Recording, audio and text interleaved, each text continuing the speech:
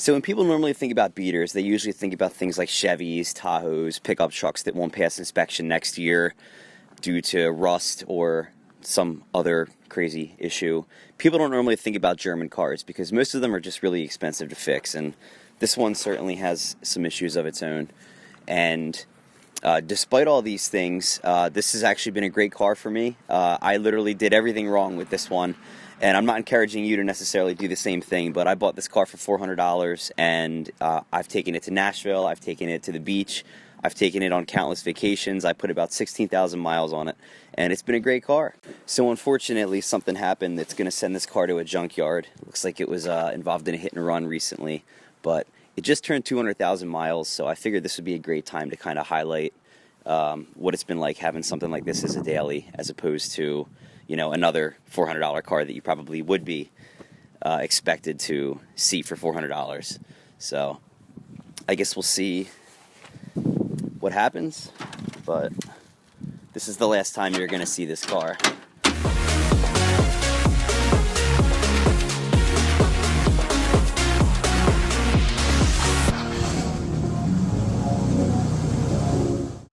So this is a video I actually wanted to make for a little while now, but I wasn't really sure the right time. I've had this car running and driving now for a long time. I did have another video on this car closer to when I first bought it, but this car just recently turned 200,000 miles, actually last week. And go ahead and laugh about all the lights on the dash. We'll get into that in a little bit. But I wanted to just kind of share my thoughts on getting one of these cars, just for the purpose of having like a cheap beater daily.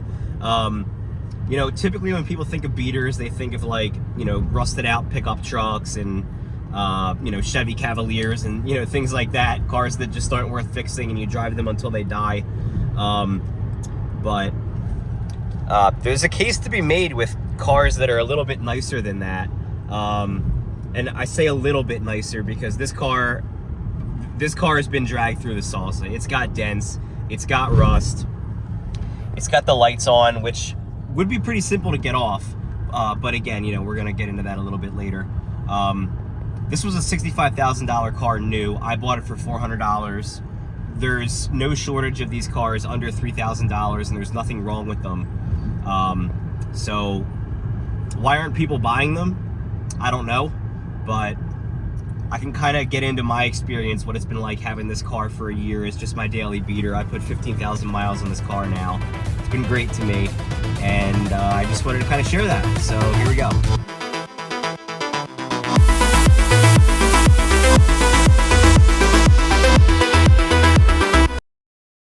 So this has been a great car for me, and I'm very, very happy with it, especially for how little I have into it. But that doesn't mean that you can just go buy the cheapest Mercedes on Facebook Marketplace and expect it to be a good car for the long term. That being said, that's exactly what this has been so far. This car doesn't really owe me anything.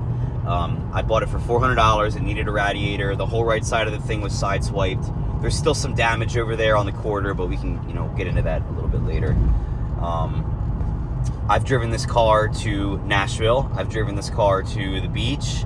It's been on several 2+ hour trips, and we've been completely dependent on it. This is my daily driver, obviously. I've got other cars to drive, but I really do need this car to be reliable, and fortunately it has been. The Mercedes W210, it's just a really practical car. They thought of just about everything. There's a cooler in the center console when you got the air conditioning on. It's just a really nice touch for convenience, and I can't name a $400 beater Toyota that would have that. I guess I need to be careful how I word this, because it's going to kind of be hard to make a case that a car like this is better than like a Honda or Toyota. Like, if we're talking like beater category, I mean, like maintenance alone probably beats that out. Like, this car's got 16 spark plugs in it. This thing's a V8 4.3 liter. It's got the M113 in it. It's got 16 spark plugs. It's got 8 of those expensive Bosch ignition coils.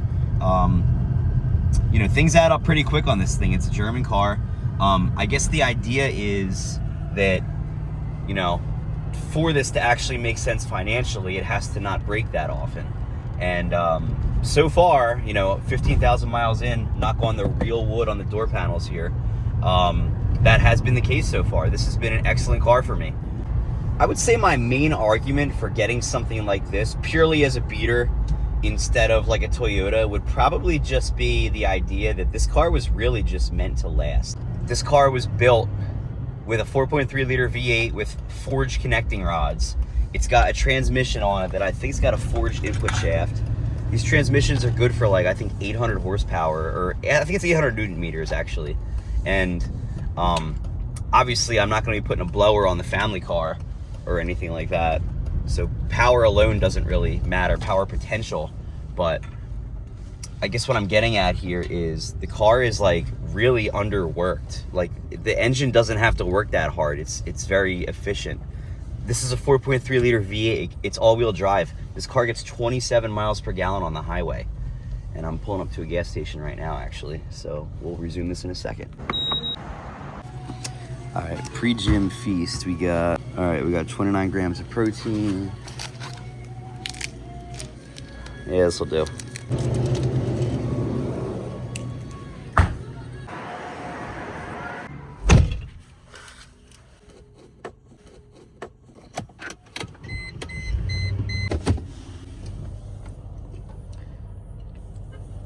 All right, well, I just pulled up at the gym, but traditional gym procedure means I have to sit in my car for at least 10 minutes before I can go in, so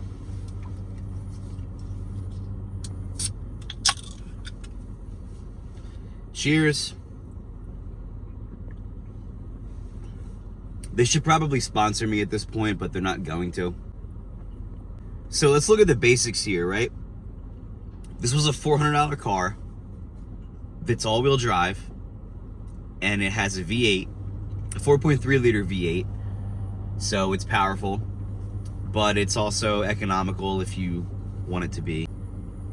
It's got heated seats, all-wheel drive, and a V8 engine for $400. And, you know, my car had some issues, and I feel like I struck the lowball jackpot, but there's no shortage of these cars on Facebook Marketplace with no issues and maybe like, I don't know, 150,000 miles for like $2,000 or less.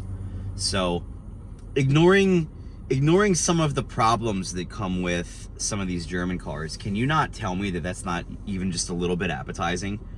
Just to get a car that's got, you know, crazy amounts of practicality for $2,000. If you've been following the videos on this, you'll know that this car did have its issues. It wasn't even technically drivable when I bought it, but it was one radiator away from being drivable. I can't think of many 20-year-old high mileage cars that wouldn't potentially need a radiator anyway. This one just happened to have a big old crack in it, so I couldn't really drive it at all. I actually got it towed from the seller's house to my house. Fortunately, it was local to me, otherwise, you know, that probably would have sucked. So there honestly weren't too many separate incidents that I had to take care of on this car to make it like a reliable driver. First and foremost was the radiator. That was obviously the first thing that I had to do to get this thing to run. It had a big giant crack in it and it was leaking, so I had to replace the radiator. While I was at that, I opted to handle the thermostat, you know, a couple of the hoses, things like that. Things that I would probably have to replace very soon anyway on a car this old. You know, because when I first bought this car, I had the intentions of probably keeping it. And, you know, here I am a year later, still driving it, putting 15,000 miles on it. I spent about, I don't know, so $400 on the air conditioning, $400 on the doors, $400 on the radiator, and then $400 for the car. And so far, that's all it really took to have a reliable running and driving Mercedes beater that's inspected. Actually, I'm saying that looking at the inspection stickers that expire in, I think, 30 days. So I guess it's time to get it inspected again, but I don't think it's going to have any issues passing. I think I have like a fog light that needs to be replaced. I'm not really worried about a fog light bulb. Just to kind of recap everything we've talked about so far, the E-Class is fairly practical, shockingly reliable, and the value proposition is extremely good if you can handle some of the more complex repairs on your own. Some of the weird things are going to need Mercedes-specific scanners, but any independent shop that's equipped to work on a European car is going to have that scanner. You don't have to take it to the dealership. And I think overall that makes this a very well-rounded choice for your next beater.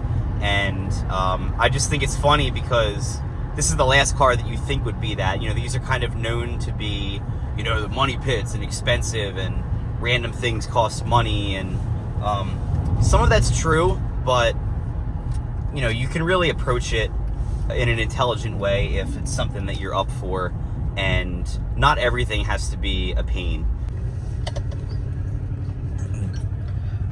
So this is a completely unexpected series of events here. So I'm at the line dance bar with my friends, and the bouncer gets on the microphone and says, hey, will somebody with Mercedes plate number blah blah blah come report to the front? We need to talk to you.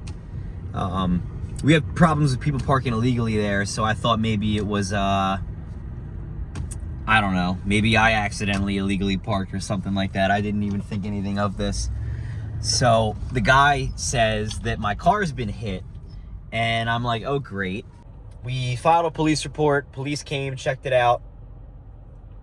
Haven't heard back yet, but they're probably going to total this car because, you know, it's really just not worth fixing.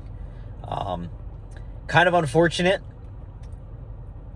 Not how I expected to end this video.